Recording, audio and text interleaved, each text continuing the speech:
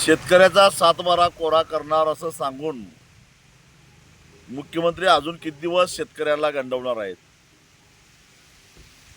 30 जून तारीख संपली, 5 जुलै संपली, आज आणि वेगळी तारीख. आणि त्यासाठी निमित्त काय तर 2019ला ज्यांनी कर्जमाफीचा लाभ घेतला आहे त्यांचं नाव वगळण्यासाठी,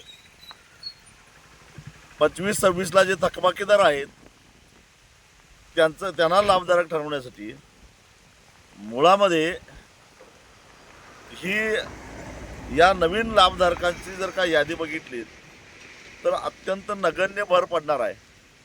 खरं तर निर्णय घ्यायची गरज होती ती द्राक्ष डाळिंब आणि संत्रा उत्पादक शेतकऱ्यांच्या थकबाकीच्या संदर्भामध्ये, कारण ती कर्ज मोठी आहेत, भांडवली गुंतवणूक मोठी आहे. पण त्या संदर्भामध्ये मुख्यमंत्री चकार शब्द बोलत नाही. ग्रीन हाऊस, पॉलिओ हाऊस, शेडनेट, फुलशेती करणारे जे शेतकरी आहेत त्यांची कर्ज मोठी आहेत, त्याच्याबद्दल मुख्यमंत्री काय बोलत नाहीत. आणि मग किरकोळ कुठली तरी एक अट सांगायची आहे आणि ह्याच्या पाठीमागे डाव एकच आहे की या निमित्तानं पुन्हा एकदा याद्या करायला चालू करायचं. पुन्हा एकदा प्रवीण परदेशी नावाचा विद्वान माणूस सगळी माहिती गोळा करत बसणार आणि त्याला 6 महिने लावणार.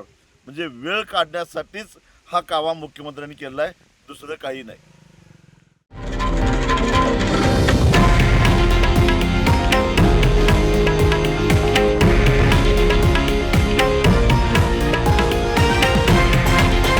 हे आहे देशातील नंबर 1 न्यूज नेटवर्क आणि आपण पाहत आहात TV9 मराठी, एकमेव.